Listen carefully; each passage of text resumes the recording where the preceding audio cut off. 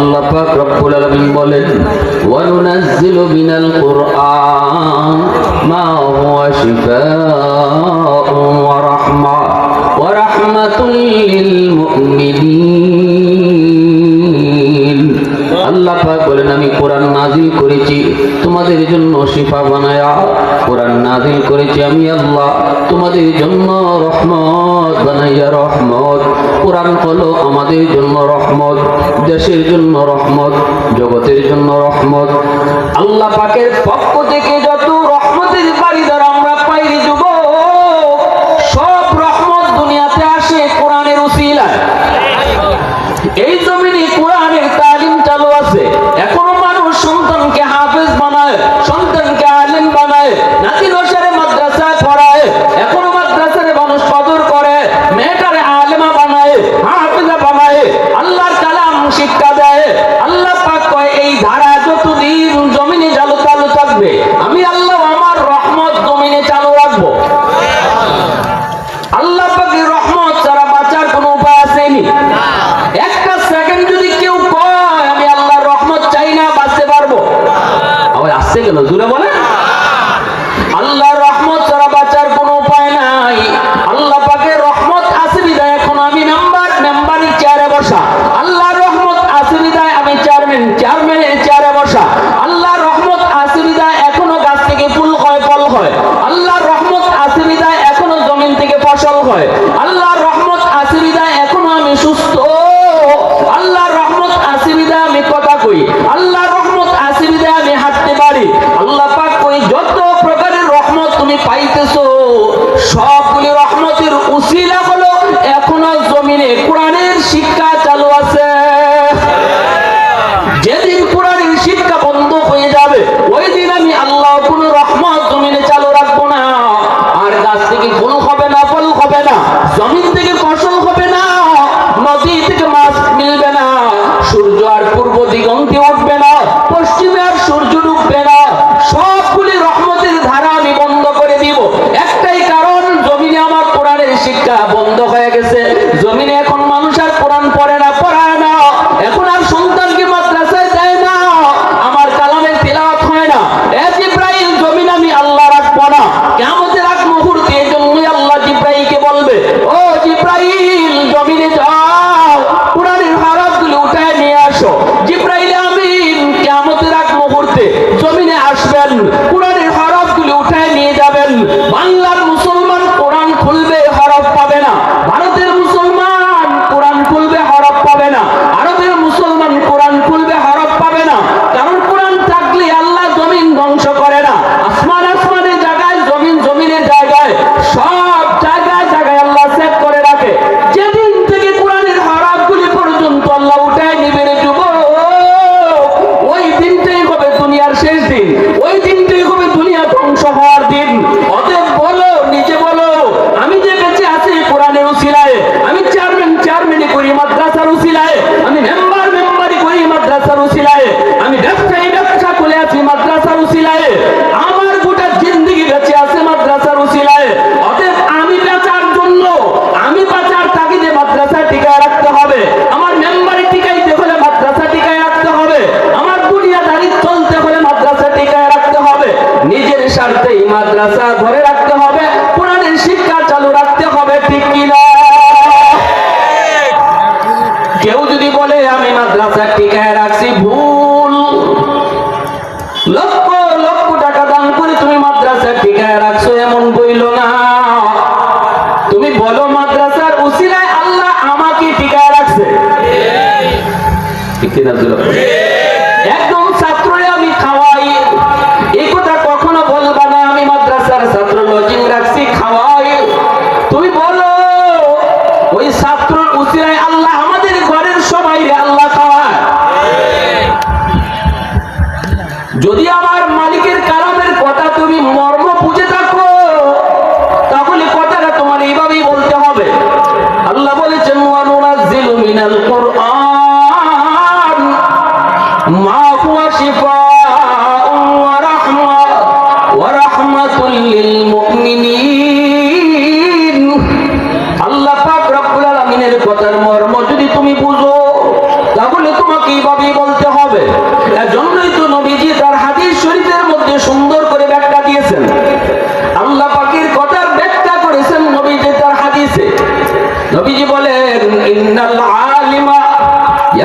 ويغفر له من في الأرض ومن في السماء حتى الحيتان في جوف الماء وفي رواية النملة في جحرها أو كما قال النبي عليه الصلاة والسلام আল্লাহ নবী বলেন উম্মতের দল মাদ্রাসার কদর মাদ্রাসার ছোট ছোট বাচ্চাগুলির মর্যাদা আর দাম তোমরা যদি নাও বুঝো রাসূল বলেছেন আসমান জমিনের আর যত মাখলুক আছে ওরা পাই টু পাই বুঝে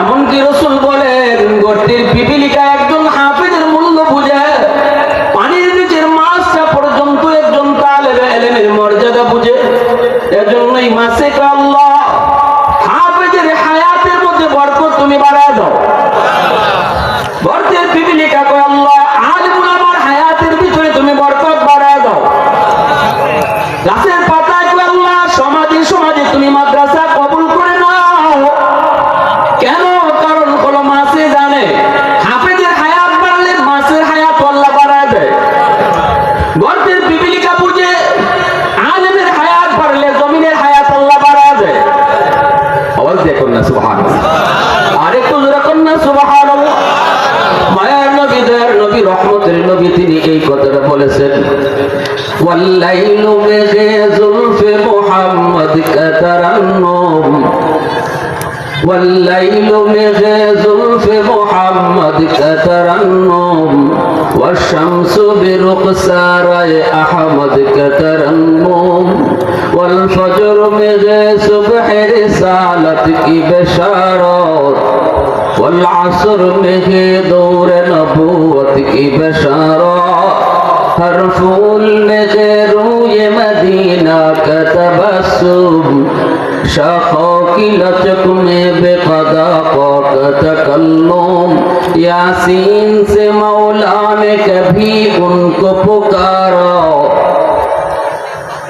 یاسین سے مولا نے کبھی ان کو پکارا حامیم کبھی اور کبھی توسین اشارہ یہ رمز ہے کچھ عاشق و معشوق کے مابین سمجھائے جنہیں خلقوں میں اکثر ور کونین سمجھائے جنہیں خلقوں میں اکثر ور کونین مسلمان آواز کو اللہ اکبر عرض اللہ اکبر ভাইরা বন্ধুরা জন্য বলতেছিলাম নবীজি বলেন উম্মতের দল একজন মাদ্রাসার ছোট বাচ্চা তার মর্যাদা তুমি না বুঝলেও এই গাছের পাতাটা তার দাম বুঝে গর্তের পিপিলিকা তার দাম বুঝে বালির কণাটা পর্যন্ত তার দাম বুঝে ঘরের মা যদি দিনদার হয় বাবাও যদি দিনদার হয় কি হয় কয় সন্তান আল্লাহওয়ালা হয় আব্দুল কাদের জিলানী এমনি জিলানী হয় না রে যুবক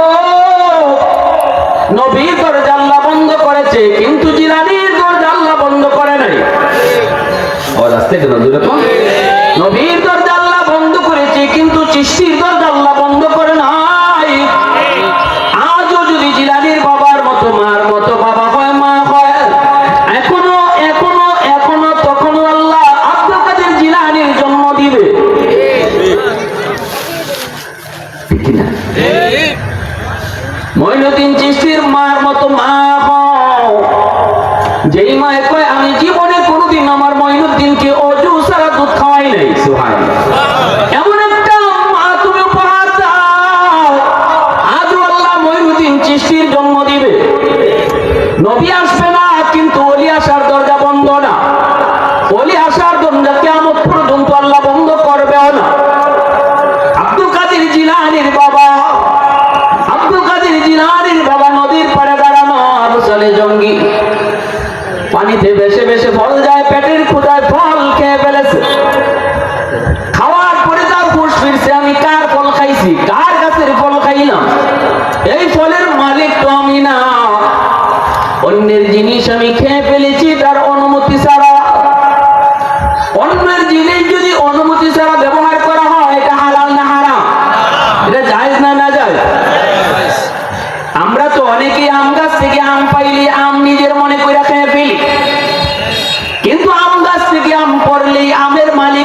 না, বরং গাছের মালিক আমের মালিক থাকে।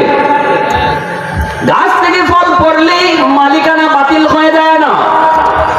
তাল গাছ থেকে তাল পড়লেই তাল গাছের মালিকের মালিকানা বাদ যায় না। আপনি যদি পান তবুও মালিকের কাছে ফেরত দেওয়া লাগবে। মালিক যদি আপনারে তখন খুশি হয়ে কয় বাবা নাও তুমি যা খেয়ে ফেলো, তখন 100% হালাল। আমরা কি এরকম করি? হ্যাঁ, আমের দিনে আম গাছ থেকে আম পড়লে ছোট ছোট ফুলা পানে খালি দৌড় দেয় না, মুরব্বীরাও দৌড় মারে। কে আগে লইতে পারে, কে আমটা আগে কুড়াতে পারে, ঠিক না নি? হ্যাঁ, যে আগে ধরতে পারে সেই আমের মালিক। এটা কোন দেশের মাসালা? কোন কিতাবে তো এই মাসালা আমরা পাই না। এই গাছ থেকে আম পড়লে বা ফল পড়লে যে আগে পাইব হে ওই মালিক। মালিক সেওই থাকে যে গাছের মালিক। এখন আপনি যদি আমটা পাইয়া গাছের মালিকের কাছে যান, যায় বলেন চাচা আপনার কাছে একটা আম পড়ছে, আমটা নেন, আপনার কাছে আম। গাছের মালিক যদি মানুষের বাচ্চা হয়, সে আমটা রাখবে না, সে আপনারই আমটা ফেরত দিবে। বলবে বাদান রে কত আম কতজনে কিভাবে খায়, গাছে উঠতে খায়, পিঠা দিয়ে খায়, কেউ কোনোদিন মাপ নিতে আইলো না, আর তুমি গাছ থেকে পাকা আম পড়ছে এটা নিয়ে আমার বাড়িতে আইসো আমারে দেওয়ার জন্য। বাজান আল্লাহ তোমার হায়াত দিক, তুমি আরো লম্বা হায়াত নিয়ে বাসো, বাজান তুমি নিয়ে খাও। এই যে আপনি আমটার অনুমতি নিয়ে আইছেন, এটা আপনার জন্য 100% যায়। এই আম খাবেন, শরীর রক্ত হবে হালাল রক্ত, দুষ্ট হবে হালাল দুষ্ট। আর না কইয়া না জানাইয়া খাইলেন, রক্ত হারাম রক্ত, গোশত হারাম রক্ত, হারাম গোশত। লা ইয়াদখুলুল জান্নাতা জাসাদুন গুজিয়া বিল হারাম। আল্লাহ রাসূল বলেন হারাম মাল খায়া যে রক্ত হয়, যে গোশত হয়, এই রক্ত আর গোশত কখনো জান্নাতে যাবে না। আপনি সুদের টাকা দিয়া ঘরে আইনা ভাত খাইলেন, কুরমা পোলাও খাইলেন, মুরগি রান্না করে খাইলেন, খাইছেন মুরগি, গোশত বাড়াইছেন, রক্ত বাড়াইছেন, কিন্তু ঘুষের টাকা দিয়া, সুদের টাকা দিয়া। আল্লাহ রসুল বলেন যে নবী জীবনে মিথ্যা বলেন নাই। হারাম টাকা দিয়া যে রক্ত বাড়ছে, হারাম টাকা দিয়া যে গোশত বাড়াইছেন, এই রক্ত আর গোশত কখনো জান্নাতে যাবে। আপনি এবার রক্ত বাড়াইয়া কি করলেন, গোশত বাড়াইয়া কি করলেন? এই গোশত কইলিয়ে দেবেন। এই গোশতরে ফুরাইবার জন্য আল্লাহ জাহান্নাম রেডি রাখছে, ঠিক না? জোরে বলেন। আমার ভাইরা বন্ধুরা, যুবক আব্দুল কাদের জিলানীর বাবা আবু সালেহ জঙ্গি নদীর পারে বসে বসে তিনি ফলটা খেয়ে ফেললেন। এইবার মনের ভিতরে ভয়, হায় আমি কার ফল খাইলাম, কোন গাছের ফল বপন করলাম। অস্থির হয়ে পড়লেন। নবীজি বলেন এটাই হলো ইমানের আলামত। কারো দ্বারা যদি কোনো অন্যায় হয়ে যায়, কারো দ্বারা যদি কোনো গুনাহ হয়ে যায়, ইচ্ছায় হোক অনিচ্ছায় হোক, অন্তরের ভিতরে যদি গুনাহ করার পর পেরেশানি জন্ম নেয়, রাসূল বলেন এই পেরেশানিটা লাগাই হলো তোমার ইমানের আলামত। ইমান আছে, ইমান মাল ইমানু ইয়া রাসূলুল্লাহ। সাহাবী প্রশ্ন করেন নবী গো ইমান কারে কয়, কোন জিনিসকে ইমান বলে? আল্লাহ রাসূল বলেন ইযা সাররাতকা হাসানাতুকা ওয়া ইযা সাআতকা সাইয়্যাতুকা ফাআনতা মুমিন। নেক কাম করলে পরে যদি তোমার অন্তরে ভালো লাগে, আর গুনাহ করলে পরে যদি অন্তরে অশান্তি লাগে, বুঝবা তোমার অন্তরে ঈমান আছে, ঈমান আছে। নেক কাজ করলে পরে যদি তুমি অন্তরে শান্তি পাও, গুনাহ যদি হয়ে যায়, গুনাহর পরে যদি অন্তরে অশান্তি লাগে, বুঝবা তোমার ঈমান আছে। কোনো কারণে ব্যস্ততায় যদি তোমার নামাজ কাজা হয়ে যায়, কাজা হতে পারে, ব্যস্ততার কারণে হতে পারে, হওয়ার পরে যদি তোমার অন্তরে পেরেশানি লাগে, যুবক বুঝবা রাসূল বলেন তোমার ঈমান আছে। আলী রাদিয়াল্লাহু তাআলা আনহু রাতে রাসূল ঘুমায় রইছেন। আলী রাদিয়াল্লাহু তাআলা আনহু তিনি আসরের নামাজ তিনি পড়তে পারেন নাই। তাবুক যুদ্ধ থেকে ফিরে আসার পথে নবীজি বলতেছেন আলী তোমার রাতে আমি মাথা রেখে একটু বিশ্রাম নিব। আলী রাদিয়াল্লাহু তাআলা আনহু দু জাহানের বাদশাকে নিজের উরাতে তিনি ঘুম পাড়ায় দিয়েছেন। নবীজি ঘুমাইছেন। আলী রাদিয়াল্লাহু তাআলা আনহু মনে মনে ভাবতেছেন রাসূল হয়তো একটু পরেই উঠে যাবেন, কিন্তু নবীজির চোখ লেগে গেল। আল্লাহ নবী আর ঘুম থেকে উঠলেন না। এইদিকে সূর্য লাল হয়ে যাইতেছে। আলীর মনের ভিতরে অশান্তি, হায় রে আমি তো আসরের নামাজ পড়ি নাই। মনে মনে ভাবছিলাম নবীজি উঠলে পরে আমি আসরের নামাজটা পড়ব, এখন তো দেখি রাসূল ঘুমায় পড়ছেন, আমি এখন কি করব? আমার কি নামাজ কাজা হয়ে যাবে, নাকি আমি রহমতের নবীর ঘুম ভাঙাবো? আমি কি রাসূলকে ডাক দিয়া বলবো নবী গো উঠেন, আমার নামাজ হইছে? কিন্তু আলীর মন কয় না রে আলী, না, দু জাহানের বাদশার ঘুম ভাঙাবি না। নামাজ যদি কাজা হয়ে যায় হয়ে যাক, তবু দু জাহানের বাচ্চার ঘুম ভাঙে কষ্ট দিবি না। সূর্য লাল হয়ে সূর্য ডুবে গেল, নবীজির চোখ ভাঙল। এইবার রাসূল তাকায় দেখেন আলী রাদিয়াল্লাহু তাআলা আনহুর চেহারা একদম লাল হয়ে গেছে, পেরেশানি, নামাজ পড়তে পারি নাই, কাজা হয়ে গেছে, অন্তরে অশান্তি, চেহারায় ছাপ পড়ে গেছে। রাসূল বুঝে গেলেন কোনো না কোনো সমস্যা হয়েছে। আল্লাহ নবী বলতেছেন আলী নামাজ কাজা হয়ে গেছে নাকি, তুমি কি আসরের নামাজ পড়ো নাই? আলী রাদিয়াল্লাহু তাআলা আনহু কই না গো নবী, আসরের নামাজ পড়তে পারি নাই। নবীজি বলেন আমারে কেন ডাক দিলা না? কই নবী গো আপনারে ডাক দিলে আপনার ঘুম ভাঙবে, আপনার কষ্ট হবে, এজন্য আমি আপনারে ডাক দেই নাই, আমার মন আপনাকে ডাক দিতে বলে নাই। আল্লাহ রাসূল বলতেছেন আলী রে এটা তুমি করছো কি? এই যে চেহারার মধ্যে আলীর বিমর্ষ আর পেরেশানির লক্ষণ হয়েছে, এটাই হলো ঈমানের আলামত, এটাই হলো ঈমানের আলামত।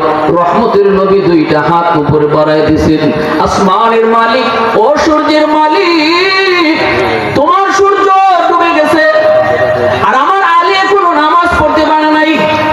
নামাজ না পড়ার কারণ আলীর দোষ নয়, নামাজ না পড়ার কারণ হলো আমি রাসূল তোমার বন্ধু আলীর উড়াতে ঘুমাইতেছিলাম, আমার আরামের কারণে আলীর আসরের নামাজ পড়তে পারে নাই, সূর্য ডুবে গেছে। ও মালিক, হাত দুইটা উপরে বাড়ায় দিছি, আমার দুইটা হাত উপরে থাকতে থাকতে তুমি তোমার ডুবন্ত সূর্য আবার আকাশে উঠে দাও। রদ্দের শামস কিতাবের ভিতরে লিখেন যে আল্লাহর গোলাম, আমার আপনার নবীর হাত উপরে থাকতে থাকতে আল্লাহ পাক ডুবন্ত সূর্য আবার আকাশে উঠায় দিয়েছেন।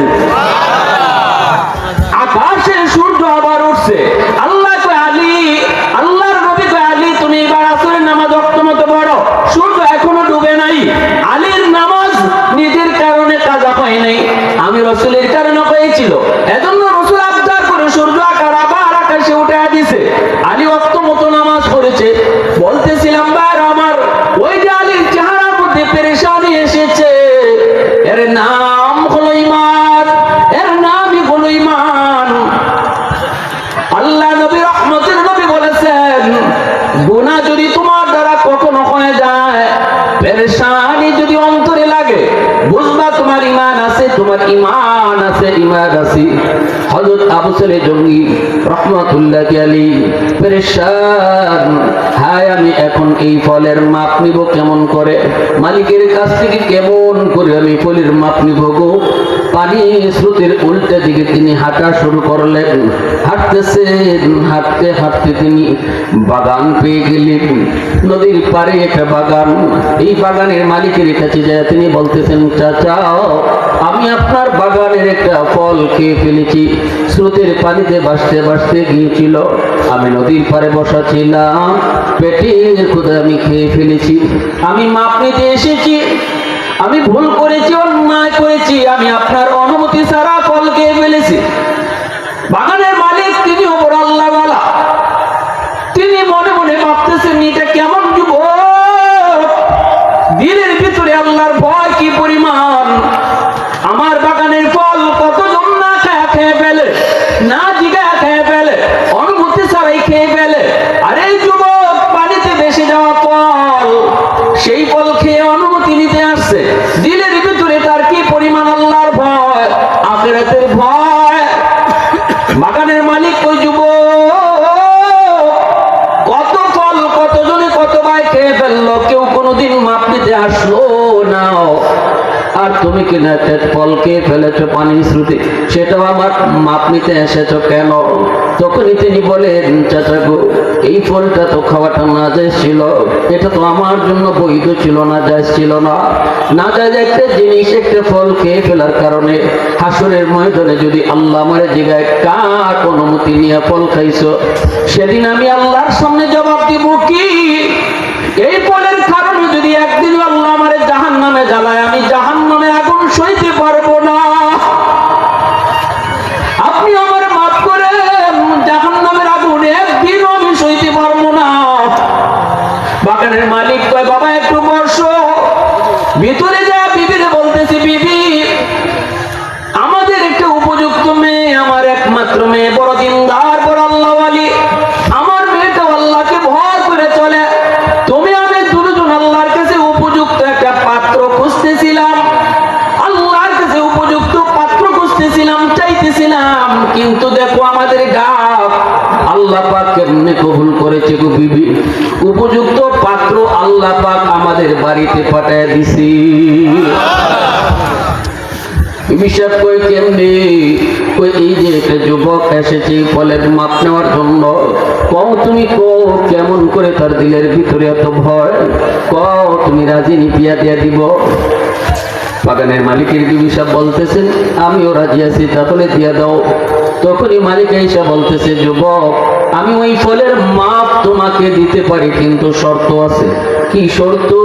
ওই শর্ত হলো আমার একটা মেয়ে আছে, এই মেয়েটাকে তোমার কাছে আমি বিয়ে দেব, যদি আমার মেয়েটাকে তুমি বিয়ে করো এই শর্তে আমি তোমাকে মাপ দিব। আবু সালেহ জঙ্গি কই আমি রাজি।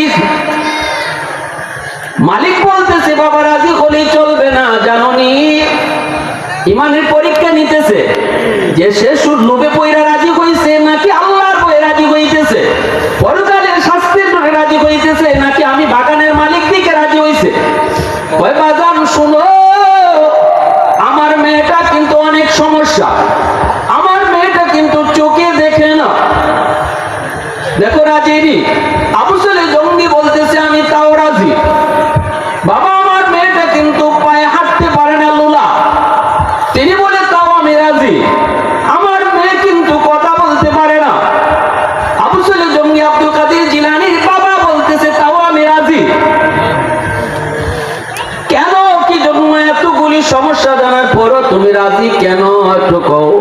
তখনই তিনি বলতেছে, চাচা গো আমি তো চিন্তা করে দেখলাম, অন্ধ একজন বিবিকে নিয়ে আমি সংসার করে ফেলতে পারবো, হয়তো সে ঘরের কাজ করতে পারবে না, আমি তার খেদমত করা লাগবে, করলাম, হয়তো হাঁটতে পারবে না, সব সময় তারে আমি তোলায় তোলায় খাওয়াইতে হবে, তাও আমি পারবো। কথা বলতে পারে না, তাও আমি মেনে নিতে পারবো, কিন্তু একদিনের জন্য আমি জাহান্নামের আগুন সইতে পারবো না। 70 বছর 60 বছর হায়াত অন্ধ স্ত্রীকে নিয়ে আমি কাটায় দিতে পারবো? কথা বলতে পারে না বোবা স্ত্রীকে নিয়ে কাটায় দিতে পারবো, কিন্তু একদিনের জন্য জাহান্নাম সইতে পারবো না। ঠিক আছে বাবা, বিয়ে দিয়ে দিলাম, যাও বাসর করে যাও। আগ্ন হয়ে যাওয়ার পর তিনি বাসর করে যায়, টুইকে দেখেন পূর্ণিমার চাঁদের মতো সুন্দর একজন রূপসী মেয়ে বাসর করে বসা, চোখগুলি তার বড় বড়, পা ছিল না কিন্তু পাও দুইটা দেখা যায়, কথা বলতে পারতো না কিন্তু যাওয়া মাত্রই দেখা যায় বউ তারে সালাম দিয়া বলতেছে, আসসালামু আলাইকুম ওয়া রাহমাতুল্লাহ। জিলানীর বাবা দৌড় দিয়া ঘর থেকে বের হয়ে আইছে না, বলতেছেন, আব্বা আপনি মনে হয় আমাকে ভুল জায়গায় পাঠিয়ে দিয়েছেন গো, আমিও মনে করি কোনো ভুল করে ফেলেছি। কেন? কয় আব্বা আপনি বলেছেন সে অন্ধ, আমি তো যা দেখলাম তার বড় বড় ডাগর ডাগর দুইটা চোখ, আপনি বলেছেন সে কথা বলতে পারে না, কিন্তু সে তো আমাকে সুন্দর করে সালাম দিল, আপনি বলেছেন কালো, আমি তো দেখলাম পূর্ণিমার চাঁদের চেয়েও বেশি সুন্দর। এতগুলি কথার সাথে অমিল পেয়ে আমি ভাবছি অন্য কোনো মেয়ে এখানে বসা, অথবা আমি কোনো ভুল করে ঢুকে পড়েছি। তখনই ওনার শ্বশুর বলতেছে, না বাবা তুমি ভুল করো নাই, আমরাও ভুল করি না। যেই ঘরে তুমি ঢুকছো এটাই তোমার স্ত্রী, তার সাথে তোমার আব্দ হয়েছে। আমি যে বলেছি আমার মেয়ে চোখে দেখে না, এটাও একদম মিথ্যা নয়, কারণ আমার মেয়েটা জীবনে কোনো দিন দেখা না, পুরুষ দেখে নাই, এজন্য বলছে সে চোখে দেখে না। আমার মেয়েটা বলছি পায়ে হাঁটতে পারে না, এর অর্থ হলো জীবনে কোনোদিন আমার মেয়ে পর্দার বাহিরে যায় নাই। কথা বলতে পারে না, এর অর্থ হলো জীবনে বেগানা পুরুষের সাথে কোনোদিন কথা বলে নাই। এমন একজন মা, এমন একজন বাবার গর্ভ থেকে আল্লাহ পাক জগতের সকল ওলিদের সরদার আব্দুল কাদের জিলানীর জন্ম আল্লাহ দিয়েছে। আওয়াজ দেখো না সুবহানাল্লাহ, আর একটু জোরে করো না সুবহানাল্লাহ। প্রশংসা করবো কার?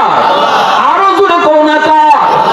আলহামদুলিমান কাদ্দারা খাইরান ওয়া কাবালা, আলহামদুলিমান কাদ্দারা খাইরান ওয়া কাবালা, ওয়া শুকরু লিমান সাওয়ারা হুসনান ওয়া জামালা, ফরদুন সামাদুন আন সিফাতিন খালকি বারিউন, রব্বুন আযালিয়ুন খালাকাল খালকা কামালা, লা জিদ্দা ওয়ালা নিদ্দা ওয়ালা হাদ্দা লিমাওলা, লা জিদ্দা ওয়ালা নিদ্দা ওয়ালা হাদ্দা লিমাওলা, আল আনা কামা কানা ওয়া লাম ইয়ালকা যাওয়ালা, আল-আনা কামা কানা ওয়া লাম ইয়ালকা যাওয়ালা। মুসলমানের আওয়াজ দাও, আল্লাহু আকবার। তাহলে ভাইরা বন্ধুরা বলুন, আমাদের মেয়েদেরকে দিনদারি শিখানি দরকার আছে না? একজন মা যদি দিনদার হয়, সন্তান আল্লাহওয়ালা হয়। দেখবেন বহু মা আছে নামাজ পড়লে ছোট বাচ্চাটাও মার সাথে নামাজে দাঁড়ায়। মা যদি মাথায় পর্দা করে কাপড় পরে চলে, ছোট্ট মেয়েটাও মাথায় কাপড় পরা শিখে যায়। ঘরের মধ্যে সন্তান মাকে যা করতে দেখে এটা দেখে দেখে শিখে, আর যে জিনিসটা দেখে দেখে শিক্ষা নেয় এটা পরে পড়াশোনা করে শিক্ষার চেয়ে বেশি আসর করে। ঘর সন্তানের সর্বপ্রথম বিদ্যালয়, আর বাপ মা তার সর্বপ্রথম শিক্ষক। সন্তানের জীবনের সর্বপ্রথম শিক্ষক তার মা, তার বাবা, আর ঘর হলো তার প্রথম মাদ্রাসা। এই প্রথম মাদ্রাসায় প্রথম শিক্ষকের কাছ থেকে যা দেখে দেখে শিখবে, এটা মরণ পর্যন্ত আসর থাকবে, এটা ভুলবে না। ঠিক কিনা জোরে বলেন?